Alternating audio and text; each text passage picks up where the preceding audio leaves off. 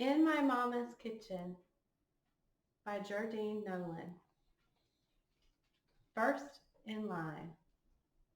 Seems like everything good that happens in my house happens in my mama's kitchen. Like the day Nadine burst in waving a letter over her head. I got it, she yelled. I got it. What? I shouted back. What did you get? Nadine held the letter over her heart and closed her eyes.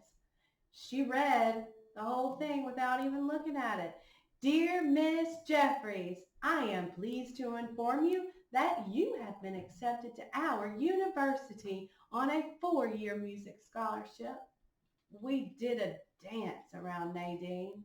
Mama and Daddy hugged each other real tight, then Nadine got out her clarinet and played Daddy's favorite song, This Little Light of Mine.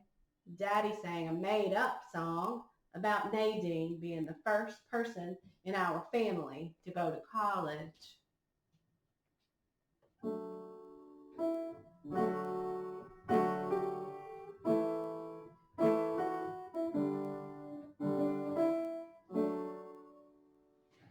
This little daughter of mine, first in the family line. This little daughter of mine, she's made it to college time. This little daughter of mine, first to be in line, going to college, see her shine.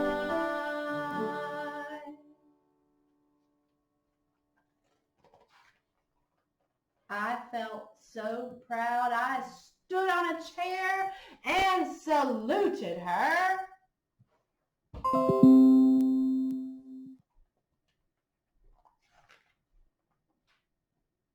The wedding.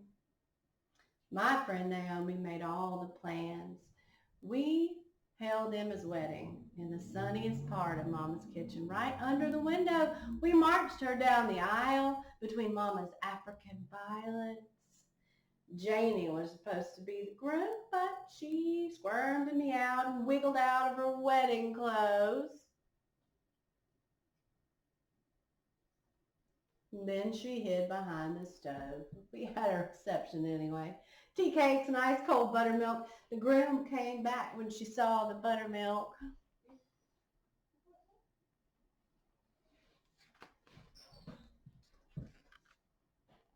On the Saturday, Mama and her sisters do talking post days.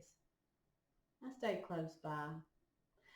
Aunt Katie, Aunt Gloria, and Aunt Ludy always arrived together, each one carrying her biggest stewing pot in one arm and shopping bags in the other. The bags Aunt Ludy carries are full of vegetables. Aunt Gloria's bags are filled with meats and sausages and always one odd-shaped package on the bottom. We all know what's inside. The biggest soup bone in town. Aunt Katie's bags hold extra cutting boards, knives, vegetable peelers, bowls, and spoons. She pulls them out. Then she holds up Granley's metal coffee pot. I'll make the coffee. In moments, every hand is busy. Nadine and Mama washing vegetables when Mama begins to hum a melody that has no words.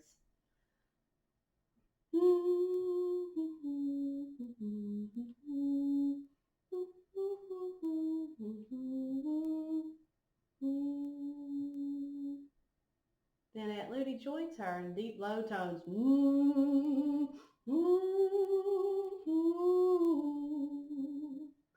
Aunt Katie and Aunt Gloria chime in with high-pitched harmony.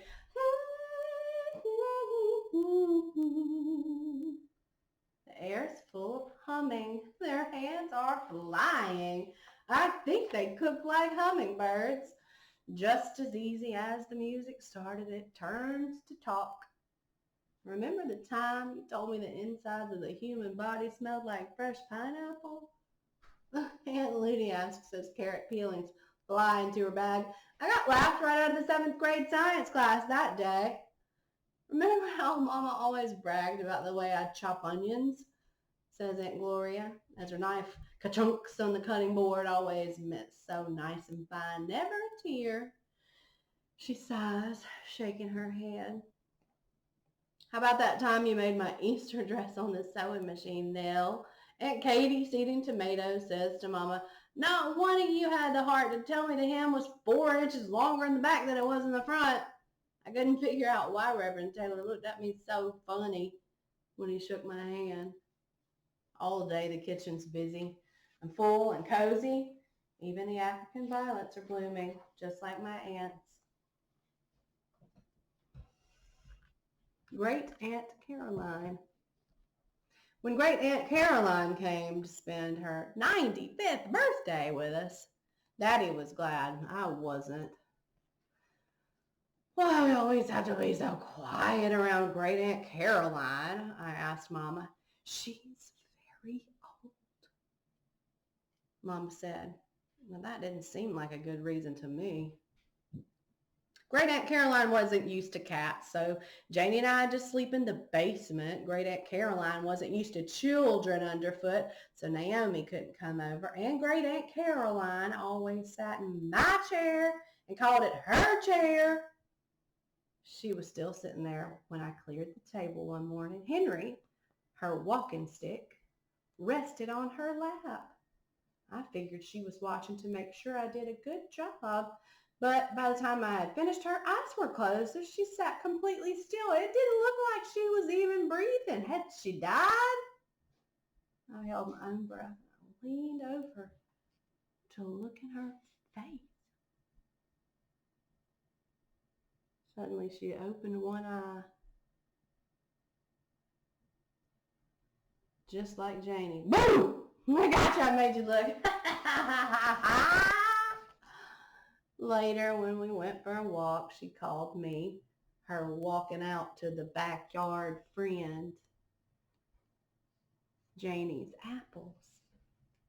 Every October, Mama makes crab apple jelly.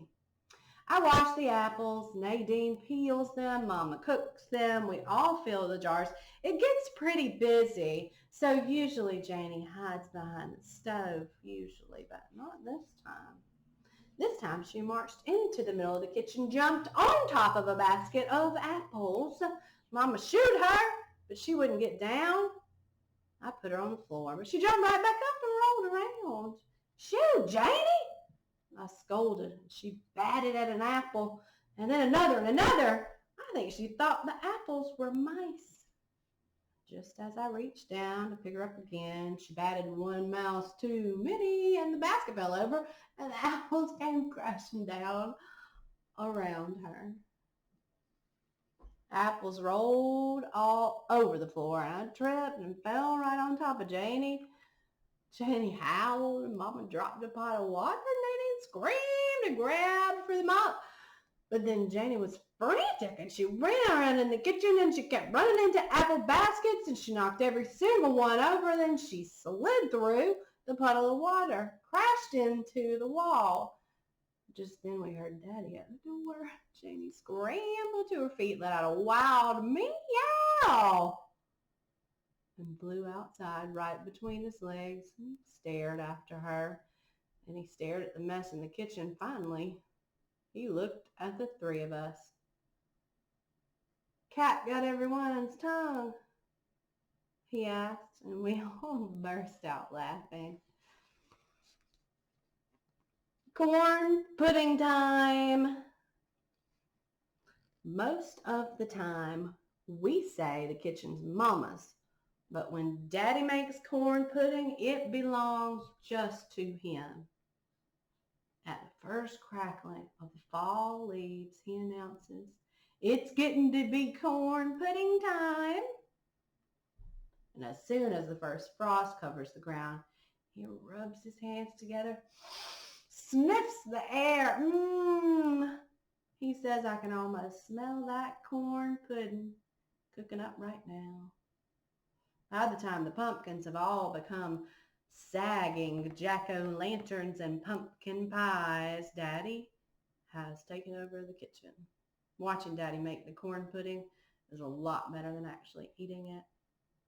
While he turns the handle of Mama's old-fashioned egg beater, he sings, La cucaracha, la cucaracha, and dances the cha-cha. While he sifts and stirs, measures and mixes, pours and pinches, he sings and dances the tango right across the kitchen floor. He says as he slides that corn pudding into the oven, this is going to be the best one yet. And then he picks me up and we twirl and swirl around the room. Corn pudding has never been a favorite dessert of mine, but when Daddy presents it at the dinner table, wearing that smile, his humming, glory, hallelujah, having to eat it is worth it. Winter and the Grand Lee. In winter, when I come home from school, the warm kitchen fogs the windows. I hug Mama from behind and she says, hello, sweet potato pie. How was school today?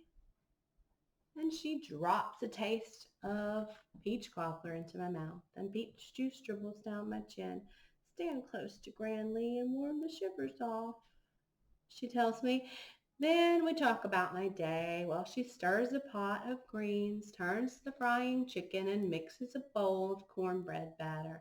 Chum, chum, chum, chum, chum, chum, chum. Mama's wooden spoon scrapes against the bowl. But before she can put the cornbread into the oven, she jiggles and shakes the door handle. I don't think I'll remind Daddy that the handle's still broken, she says to me. I smile. Gran Lee was Mama's stove, and she doesn't want a new one, and neither do I. Nighttime serenades. Sometimes in the middle of the night I wake up when the house is dark and quiet. I can count the ticks of the clock. 493, 494. I go into the kitchen for something to eat. Daddy and Janie are already there. We sit and snack together on whatever we like. Sometimes we make sandwiches out of leftovers and have ice cream and cookies, and we giggle and munch and try not to wake the others. We talk in whispers and make big gestures, but Daddy isn't all that good at being quiet. Bang, bang, the lid falls on the floor. Soon Mama and Nadine are in the kitchen too. And Daddy doesn't have to whisper anymore. Now that we're all here, how about a story? Daddy asks. And then he starts the way he always starts. When I was a little boy down on the farm. And after the story comes songs. Daddy calls them serenades for sleepless nights. And we sit around the table talking and singing and laughing just like that's what everybody does in the middle of the night. And when I finally start to yawn, I know for sure everything good happens. In my house, it happens in my mama's kitchen.